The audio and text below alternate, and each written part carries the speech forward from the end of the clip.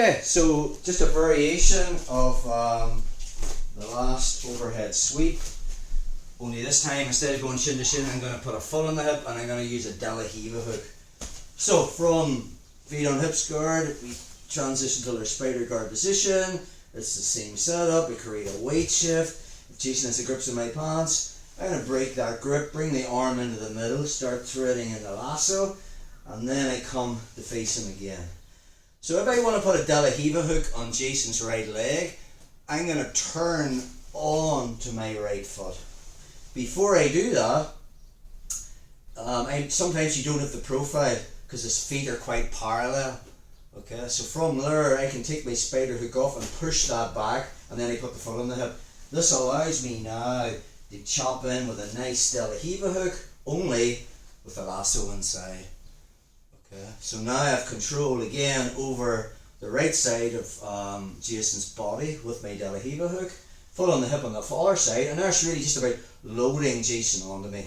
So as I bring him over, I'm physically picking him up and put myself into my position. Again, we need to let go of the lasso mid sweep so that I don't end up in the mount in this position here, and then he's still hanging on to my leg. Not the end of the world. We can start leaning on his neck to make him let that go. So when I feel we've reached that teeter-totter position where he's about to go for the sweep, I will let go of the grip with the lasso side just to stabilize my position. Let's just take a look at that again.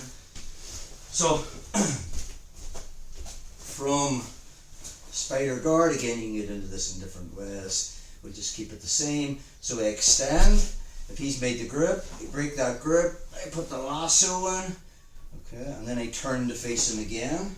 And again, now from here, I can put my foot on the hip, put my foot on the thigh, push that back a little bit, and I turn on my right side. That allows me to go deep to get that De La hook in. Then I turn to face him again. That foot's going on the hip again.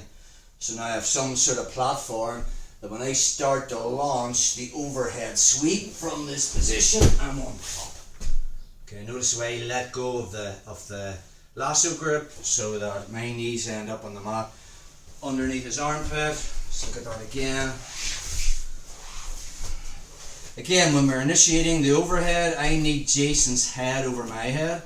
So I need a load, and when I get his head over my head, that's when I'm going to extend my De La hook and my foot on the hip.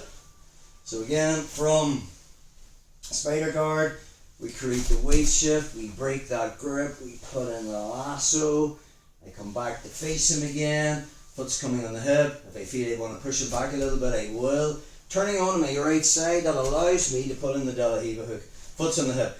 Notice how Jason's head is in line with my hips. I need his head in line with my head.